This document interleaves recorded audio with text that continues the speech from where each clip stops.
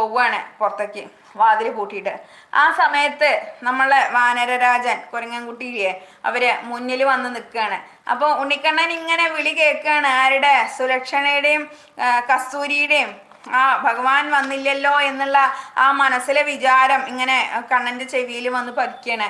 ആ ഉറങ്ങിക്കിടക്കുന്ന കണ്ണനിൽ നിന്ന് രണ്ട് കണ്ണന്മാരായിട്ട് വേറെ രണ്ട് കണ്ണന്മാര് ഇങ്ങനെ പുറത്തേക്ക് നടന്നിങ്ങനെ വരികയാണ്. ഭഗവാൻ ഉറങ്ങിക്കിടക്കുമ്പോ അതേ രൂപം, കണ്ണന്റെ അതേ രണ്ട് രൂപങ്ങള് പുറത്തേക്ക് ഇങ്ങനെ ആ ഒരു കട്ടിൽ കിടന്നുറങ്ങുന്ന സമയത്ത് ഭഗവാനിൽ നിന്ന് രണ്ടാളെ ഇങ്ങനെ ഇങ്ങോട്ട് നടന്നിങ്ങോട്ട് വരികയാണ്. എന്നിട്ട് രണ്ടാളും മുഖത്തോട് മുഖം നോക്കി ചിരിക്കുകയാണ്.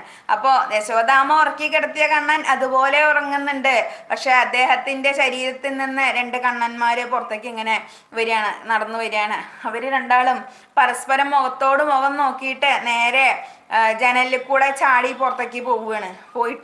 പോയിട്ട് രണ്ടാളും രണ്ട് വഴിക്ക് തിരിഞ്ഞ് രണ്ടാളും രണ്ട് ഭാഗത്തേക്ക് ഓടിപ്പോവുകയാണ്. അപ്പൊ ഇതിങ്ങനെ കണ്ടോണ്ടിരിക്കുകയാണ് ആര്? അതാകെ കാണുന്ന